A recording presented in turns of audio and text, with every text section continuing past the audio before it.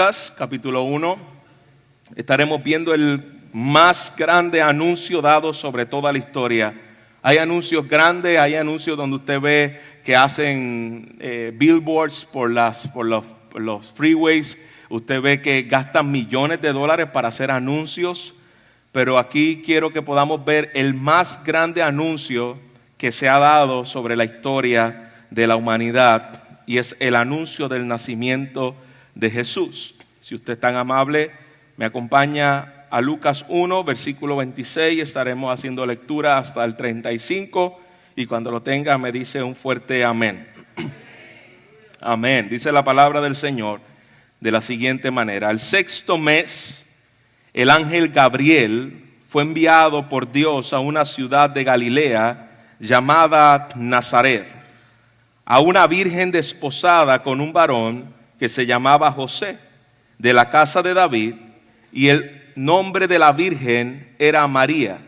Y entrando el ángel en donde ella estaba, dijo: salve, muy favorecida, el Señor es contigo, bendita tú entre las mujeres. Mas ella, cuando le vio, se turbó por las palabras y pensaba qué salutación sería esta. Entonces el ángel le dijo: María, no temas, porque has hallado gracia delante de Dios. Y ahora concebirás en tu vientre y darás a luz un hijo y llamarás su nombre Jesús. Y este será grande y será llamado Hijo del Altísimo. Y el Señor Dios le dará el trono de David su padre, y reinará sobre la casa de Jacob para siempre, y su reino no tendrá fin. Entonces María dijo al ángel: ¿cómo será esto? Pues no conozco varón. Respondiendo el ángel le dijo: el Espíritu Santo vendrá sobre ti, y el poder del Altísimo te cubrirá con su sombra, por lo cual también el santo ser que nacerá será llamado Hijo de Dios. Y he aquí tu parienta Elizabeth, ella también ha concebido hijos en su vejez, y este es el sexto mes para ella, la que también la llamaban estéril, porque nada es imposible para Dios. Y entonces María dijo: he aquí la sierva del Señor, hágase conmigo conforme a tu palabra. Y el ángel se fue de su presencia. Padre, una vez más nos ponemos delante del texto sagrado, pidiéndote la iluminación de tu Espíritu para poder, Señor, aplicar estas verdades a nuestros corazones. Y para poder, Señor, tener la misma actitud que tuvo María a recibir el mensaje de parte tuyo. Que podamos verte como el Señor que gobierna, como el Señor que está en control de toda la historia y como el Señor de nuestras vidas. Te lo pedimos en Cristo Jesús. Amén. Amén. Puedes sentar, iglesia. Para tener un poquito de contexto de donde estamos en el libro de Lucas, no vamos a empezar una serie expositiva de Lucas, simplemente quiero poder recordar hoy lo que sucedió al anuncio de nuestro Señor Jesucristo venir aquí a la tierra. Pero para poder tener un contexto de Lucas, Lucas escribe este libro, este evangelio, para presentarle la deidad de Jesús a un hombre llamado Teófilo. Y la razón por la cual Lucas escribe esto es para que Teófilo pueda conocer al Mesías prometido. Así que lo que se entiende, Lucas es, a diferencia de los demás evangelios, Mateo, Marcos y Juan, Lucas es un historiador cronológico. Así que todo el libro de Lucas está escrito de manera cronológica, las fechas tal y como sucedieron.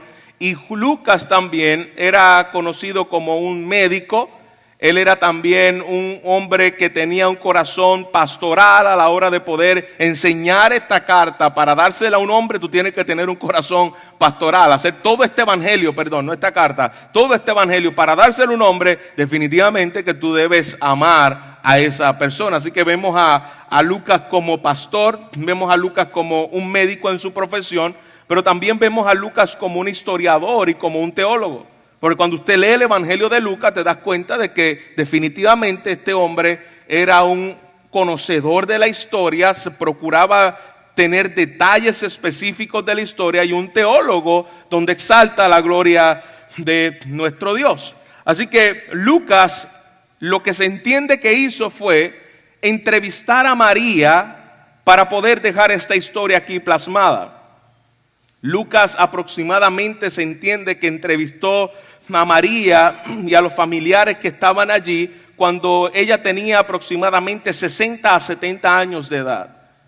Para poder dejar plasmado la historia que nosotros tenemos aquí, Lucas la recopila directamente de María, sus familiares y sus amigos que le narraron lo que allí sucedió. No se entiende que José había estado en escena, porque José probablemente murió a temprana edad. Se entiende de que José muere a temprana edad, ya que cuando Jesús es crucificado, ni le dice a María, madre, he aquí tu hijo, hijo, he aquí tu madre. Allí no estaba José. Dios le deja encargada a María a Juan, porque precisamente José, lo más probable, ya había muerto. Pero de los que estaban vivos, años 60, 70, tenía más o menos María, recopila la historia de lo que estamos viendo aquí. Yo quiero que podamos entrar en un poco de contexto, porque a veces leemos esto y no entendemos lo que allí está ocurriendo. Hermanos, hacía 800 años que el pueblo de Israel no veía un solo milagro. 800 años donde los milagros habían cesado totalmente en el pueblo de Israel. Si usted ve a una persona que tiene 100 años y todo lo que ha ocurrido en 100 años, usted dice, wow, 100 años son muchos. 800 años donde el pueblo de Israel no había visto un milagro suceder. Por primera vez en 500 años hay una aparición de ángeles. Hacía 500 años que no aparecía un ángel de manera física o audible en el pueblo de Israel.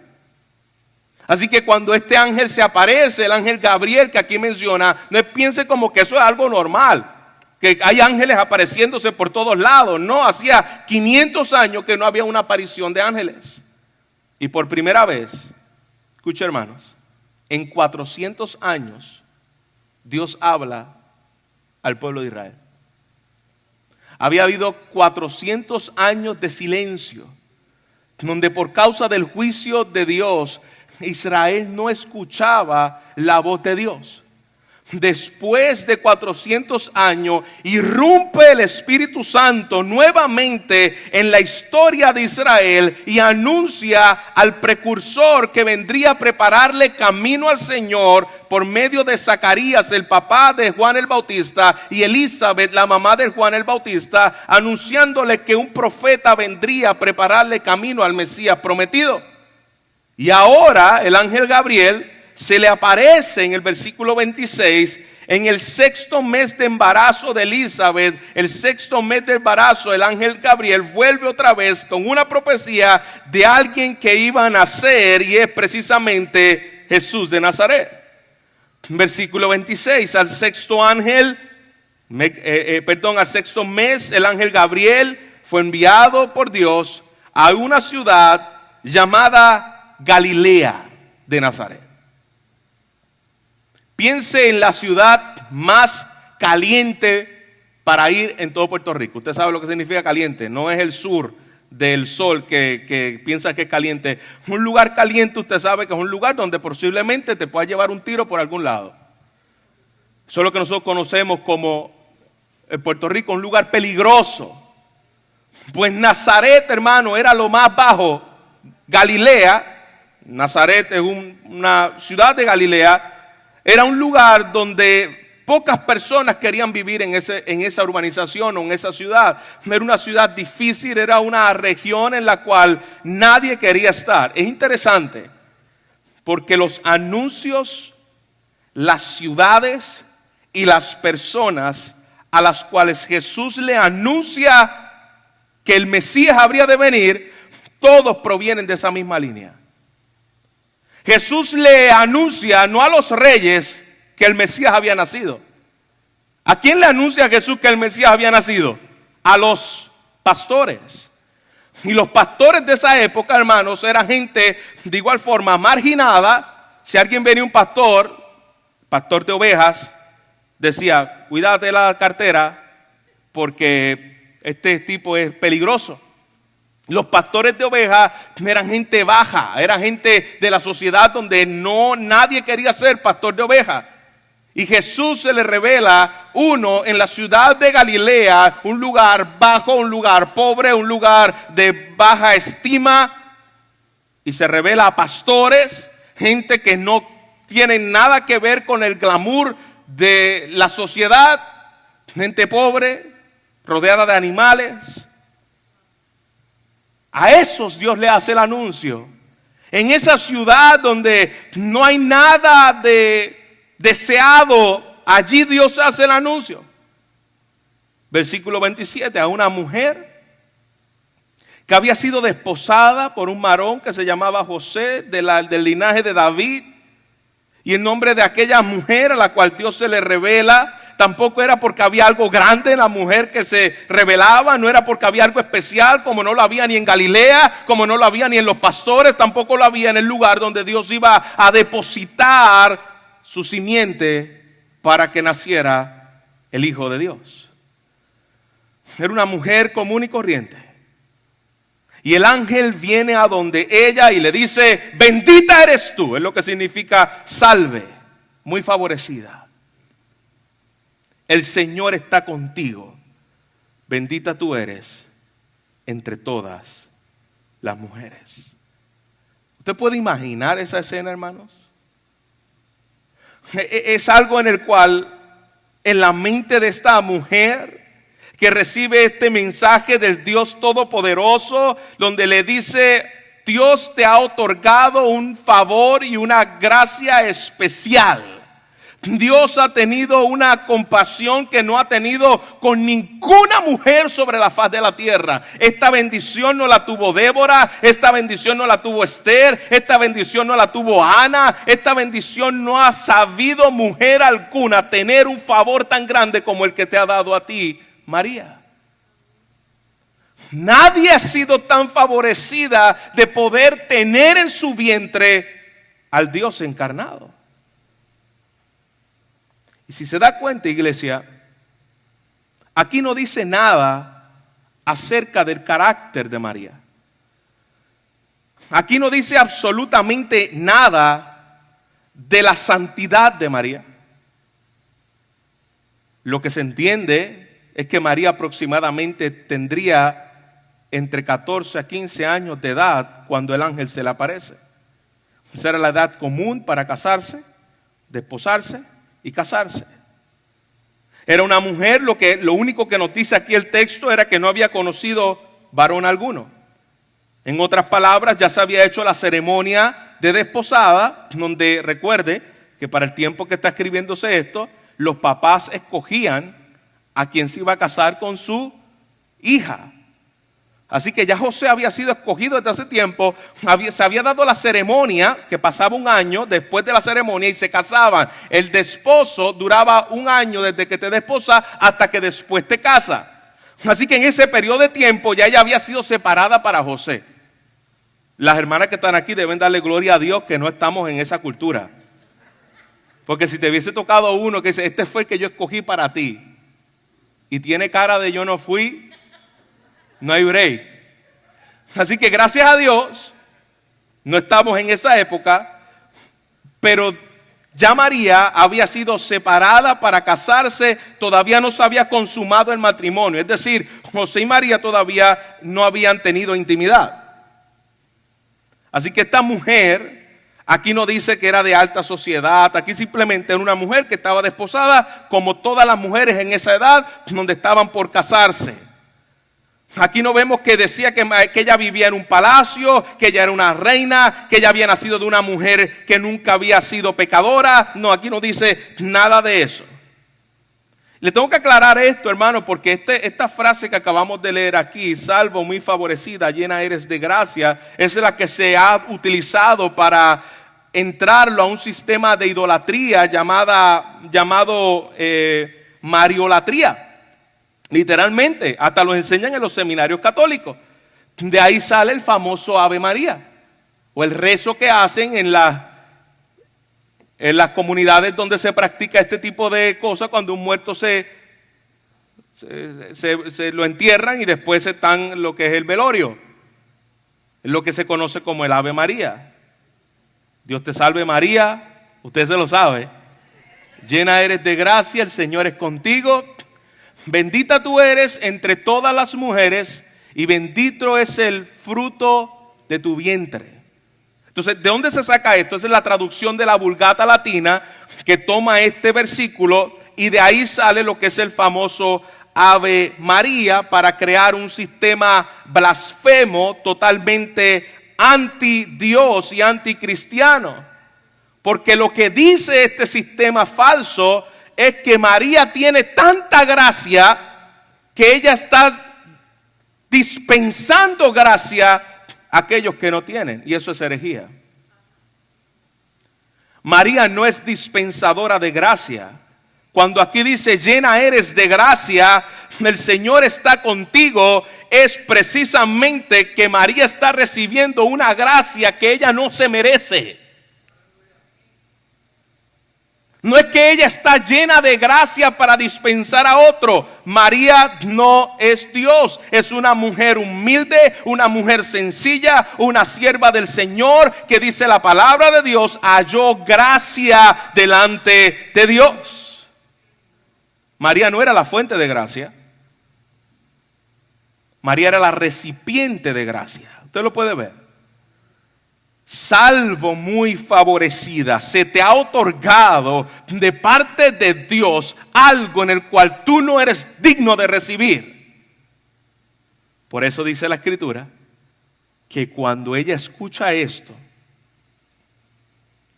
ella quedó turbada. ¿Se me está revelando un ángel de parte de Dios diciendo que yo soy una mujer que Dios me ha dado un favor y una gracia especial? María no tiene gracia para dar, pero María tuvo gracia para recibir. Ella recibió la gracia de Dios. Y le voy a decir algo a algunos que todavía pueden venir de la tradición católica para que se sacude un poco y tenga una feliz Navidad. María no escucha la oración de nadie. Desde el día en que María murió, María no escucha oraciones para dar gracia a nadie. María está en la presencia de Dios porque fue favorecida y halló gracia delante de Dios. Y cuando ella lo escucha, le dice: mi Señor, judía al fin.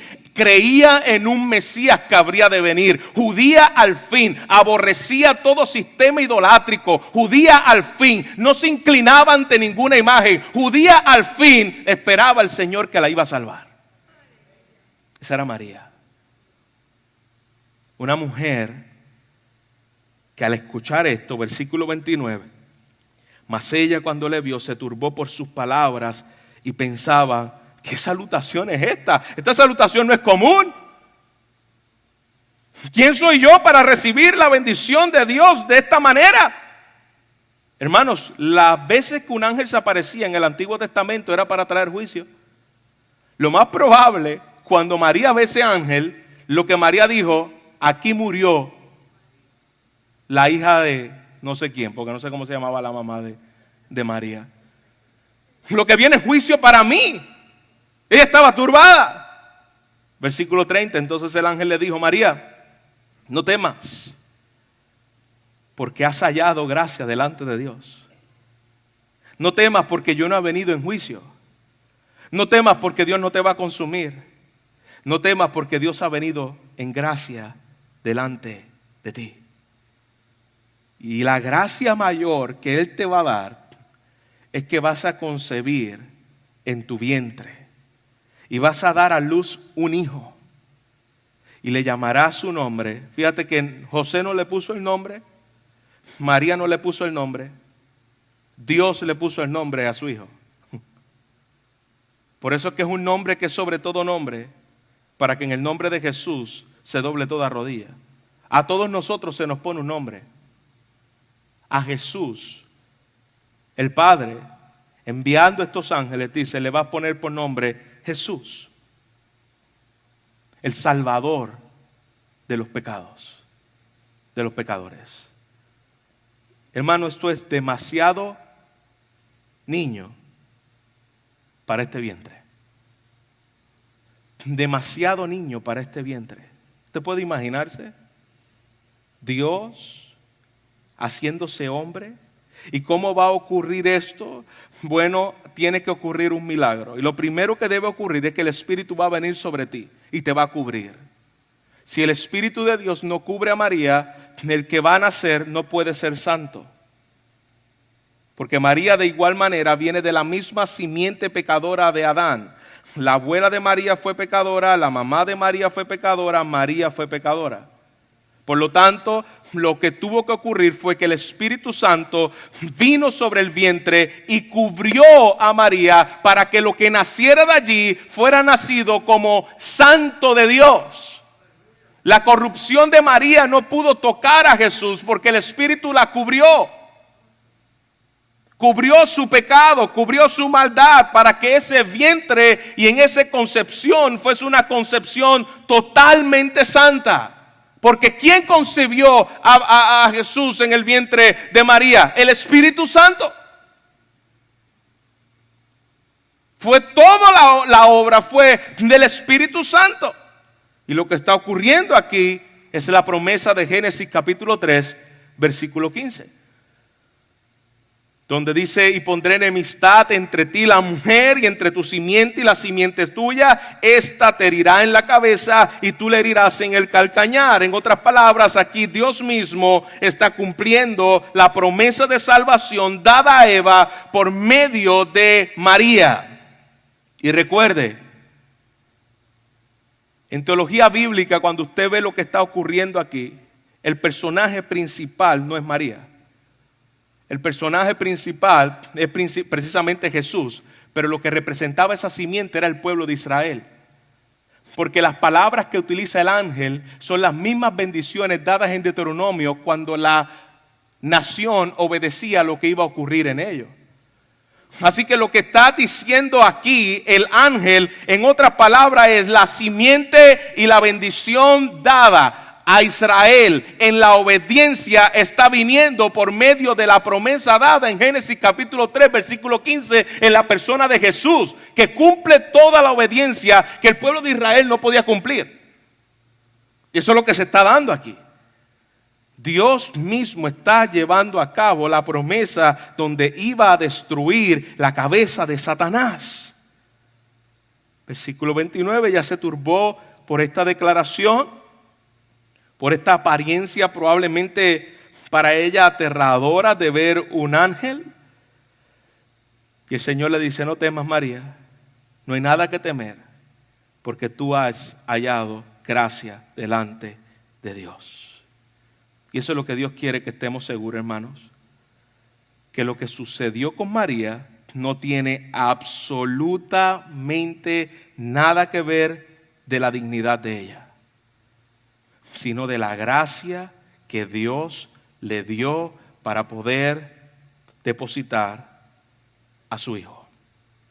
El Dios eterno, el que existió por la eternidad, aquel que no tiene principio ni tiene fin, toma forma de hombre, se hace hombre y viene como cualquier hombre nacido de mujer, como dice Gálatas, para que la promesa se cumpliese cuando llegare el hombre, aquel niño nacido de mujer, 9 meses, igual que cualquier niño. No estamos ante un fenómeno extraterrestre. Tenemos a este hombre que es Dios hombre.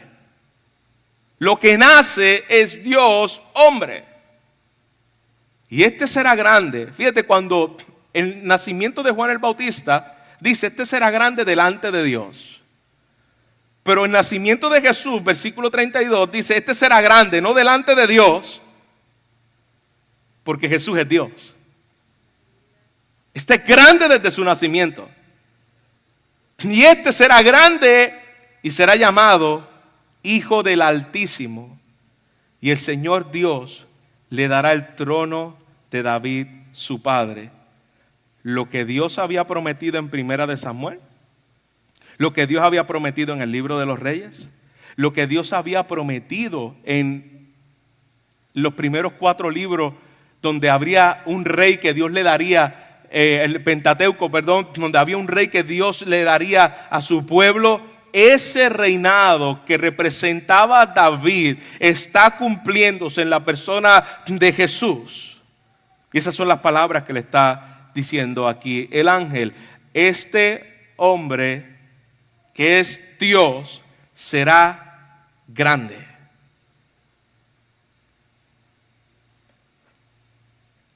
Llamado Hijo del Altísimo, y se sentará en el trono de David. Cuando dice que va a ser grande, significa que Él va a mostrar su deidad, que Él va a mostrar quién realmente es, y eso lo podemos ver, hermano, en todas las Escrituras. Nadie tan grande en la historia como Jesús. Jesús tiene autoridad cuando enseña. Jesús tiene autoridad sobre el mar. Jesús hizo milagro tras milagro, resucitó muertos, sanó enfermedades. No como hacen los milagreros por ahí, milagros reales. El que no tenía mano le salió una mano. El que era cojo se levantó andando. El que era ciego recibió la vista. El más grande de todos los hombres sobre la tierra, porque es Dios mismo, con su poder venció a la muerte, resucitó al tercer día, se le apareció a sus discípulos. Esa es la grandeza de nuestro Dios.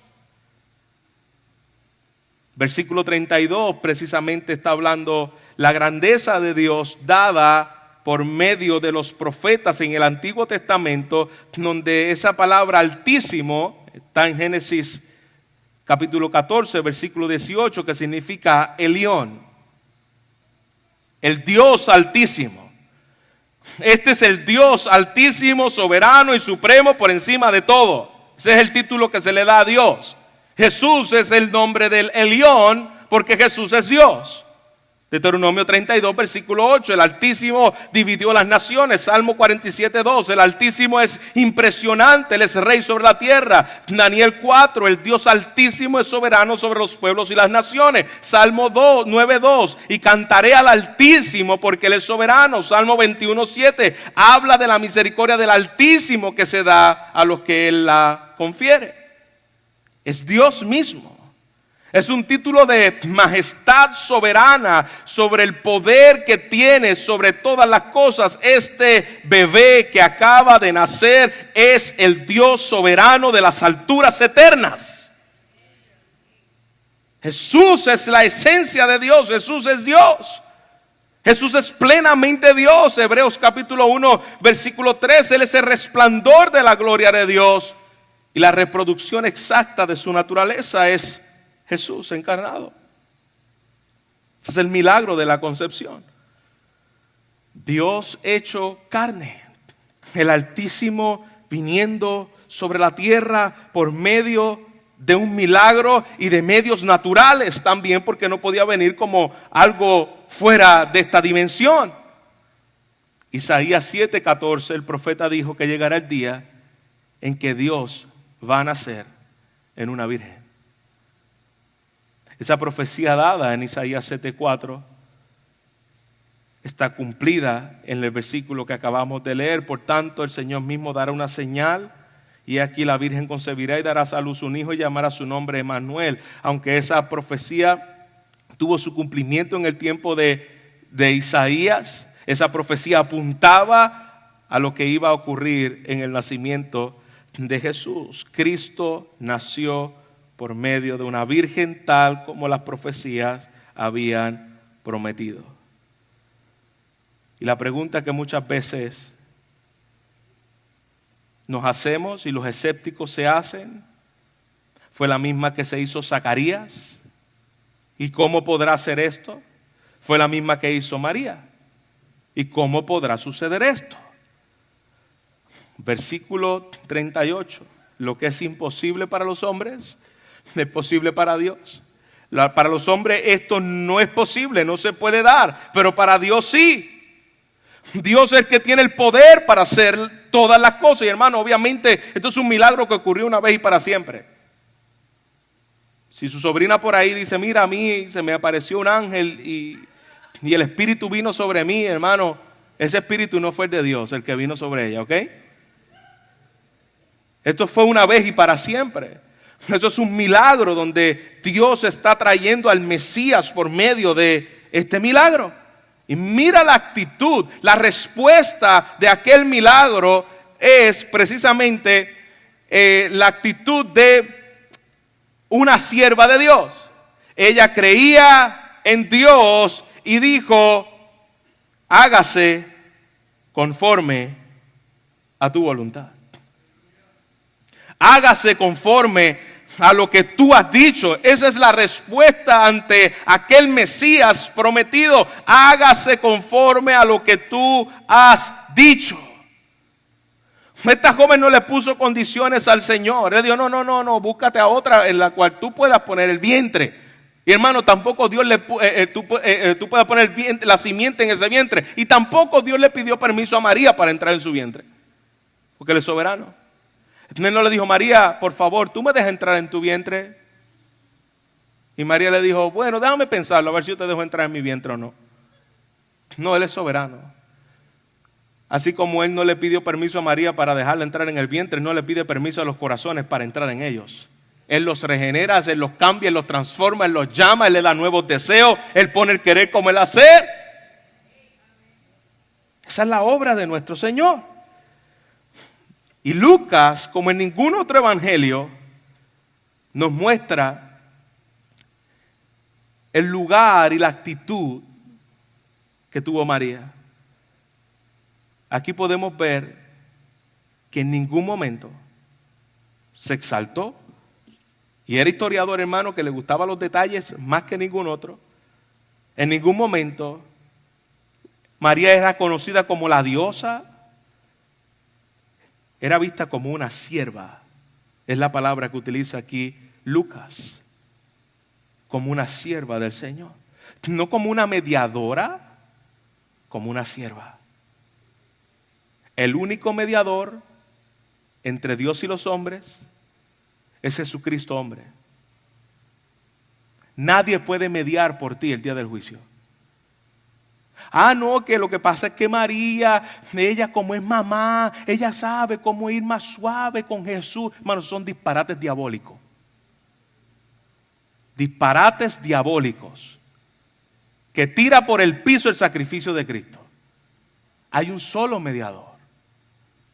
Nadie puede mediar por tu salvación que no sea la cruz del Calvario y lo que pasó allí en la persona de Jesús. María recibe gracia y le llama el Dios de mi salvación.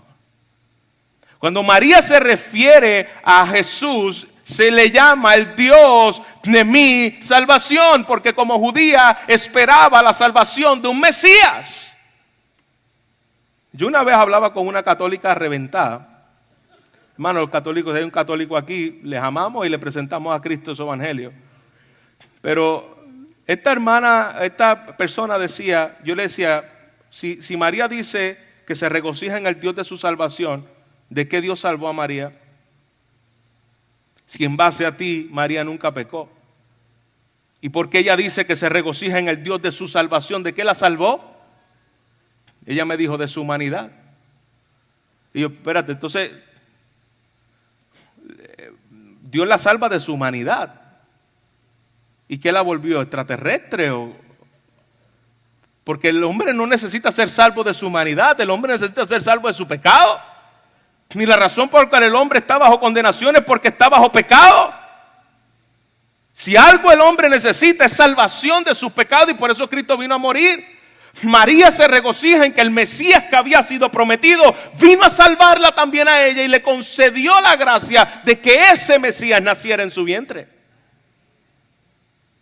Pero también de igual forma ella necesitaba salvación. No podía venir si no fuera a Cristo, a la salvación si no fuera por medio de nuestro Señor Jesucristo. Así que Dios en su gracia mostró su bondad en la persona de María simplemente porque Él así lo quiso. Nada más. ¿Por qué Dios te salvó a ti? Porque a Dios le plació. No había nada especial en ti para que Él te salvara. No había nada especial en María para que Dios depositara en ella el Salvador. Es la pura, bendita y soberana gracia de nuestro Dios. Y con esto termino. Dice aquí el texto que lo que se concibió, por lo cual, versículo 35, el santo ser que nacerá será llamado Hijo de Dios. Tengo que decirle la verdad que ustedes ya saben, pero es importante aclararlo. Nadie ha tenido en sus brazos a un niño santo. Los papás que están aquí me pueden decir, amén, amén. Nadie ha tenido en sus brazos a un niño santo. Y aquí lo que está diciendo el texto, que el ser que va a nacer será llamado el santo ser que nacerá. Juan el Bautista fue lleno del Espíritu Santo en el nacimiento, en el vientre de Elizabeth. Sí, pero no era santo, nació pecador. Todos los niños que nacen pecador. Ahora, ¿qué es un niño santo? Porque el santo ser que va a nacer es santo. Cuando Jesús iba a la casa de la prima, del primo Elizabeth, el primo Juan el Bautista, la casa de Elizabeth, eran primos. Y Elizabeth tenía una figurita allí en la sala. Y Jesús la tocaba.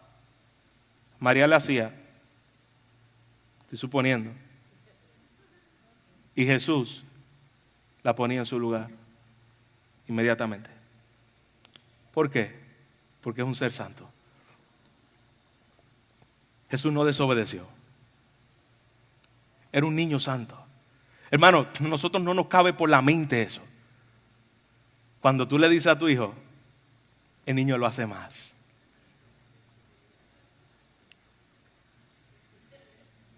A la 1, a las 2, a las 500 veces. Y para eso está la vara. Porque nuestros hijos no son santos.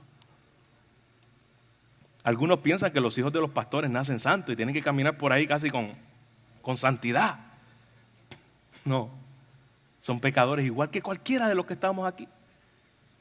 Y van a hacer pecados como cualquiera de los que está aquí. ¿Sabe por qué? Porque el papá que es pastor también es un pecador. Pero Jesús era santo desde su nacimiento. Nadie lo tuvo que regañar, nadie le tuvo que, incluso al punto está de que, aunque como niño tuvo que aprender todo lo que los niños aprenden, tuvo que aprender a caminar, tuvo que aprender a leer, tuvo que aprender a escribir, porque se hizo hombre. Pero aprendía con una facilidad al punto que a los 12 años estaba en el templo y los sacerdotes se quedaban perplejos al ver su sabiduría. Jesús nunca tuvo un pensamiento equivocado. Jesús nunca tuvo una mala actitud. Todo lo que usted hizo y los niños nuestros hacen, después que usted le regala algo, no, yo no quiero eso, con una mala actitud, así enojado. Jesús nunca tuvo una palabra desagradable. Jesús nunca le faltó el respeto a alguien. ¿Cuántas veces? A los adultos no se le habla así. A Jesús nunca tuvieron que decirle eso. Jesús nunca actuó de una forma egoísta. Esto es mío. Juan el Bautista, no te lo voy a dar, esto es mío. No, Jesús nunca actuó así. Santo. un ser admirable, un ser digno de admiración, el único santo entre todos los pecadores. Hermano, desde Adán hacia adelante, todos los que nacieron bajo el pecado.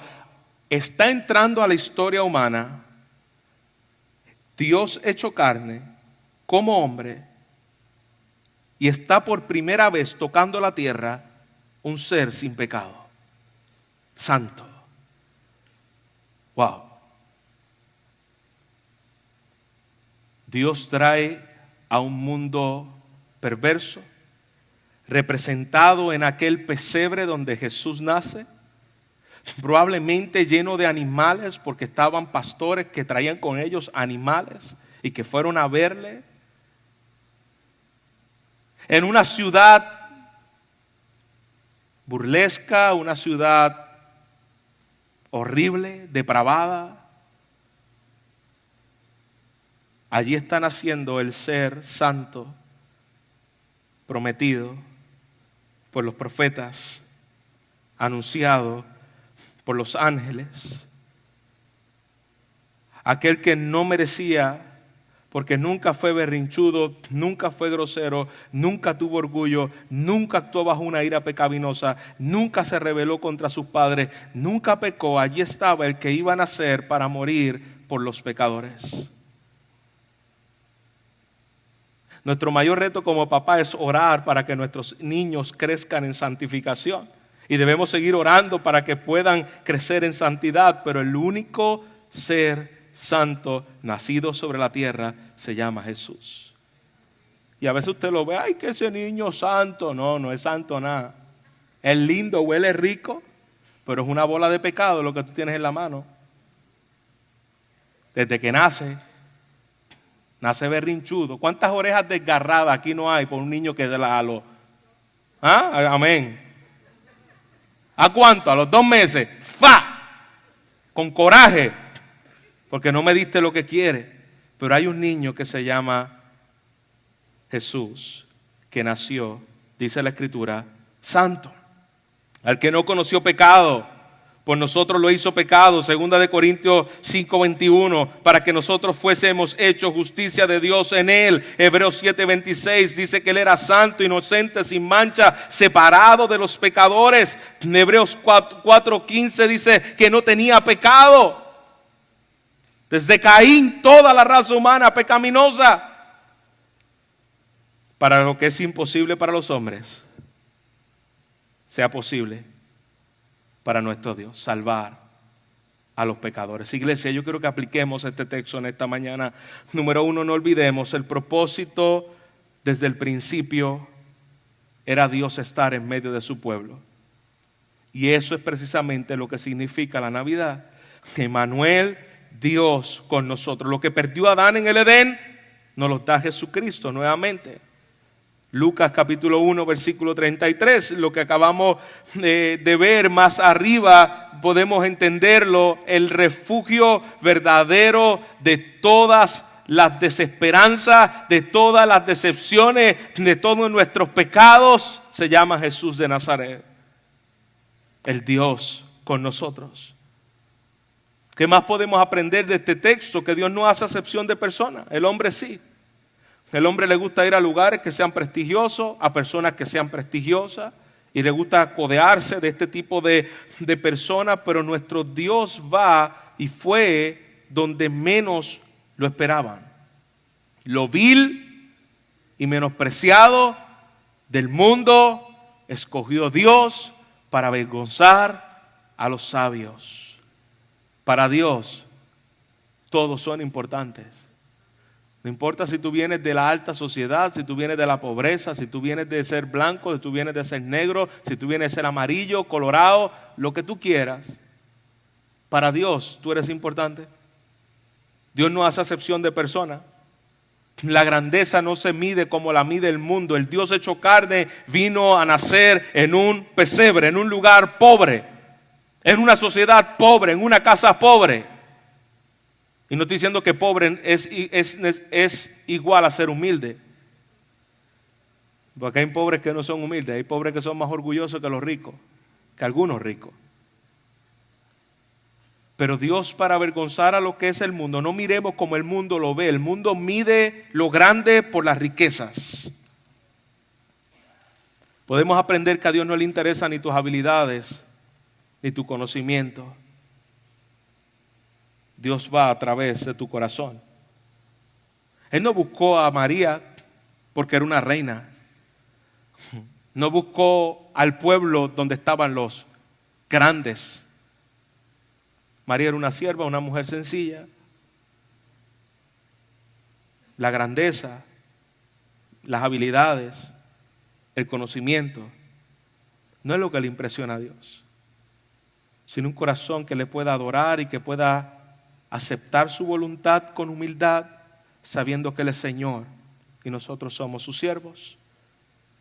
Que Él sea el Hijo del Altísimo, como acabamos de ver, nos recuerda que si Él es el Altísimo, hermanos, nosotros somos los bajísimos.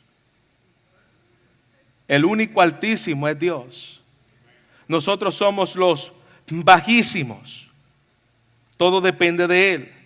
Mi dependencia tiene que estar continuamente en Él, porque Él es el Altísimo. Yo necesito su gracia continuamente. Yo necesito su favor continuamente. Yo necesito depender de Él continuamente, porque sin Él nada podemos hacer. Hemos aprendido de este texto que el único santo es el Señor. Todos somos pecadores. Todos nacimos en pecado. El único que es santo y que nació siendo santo es Él.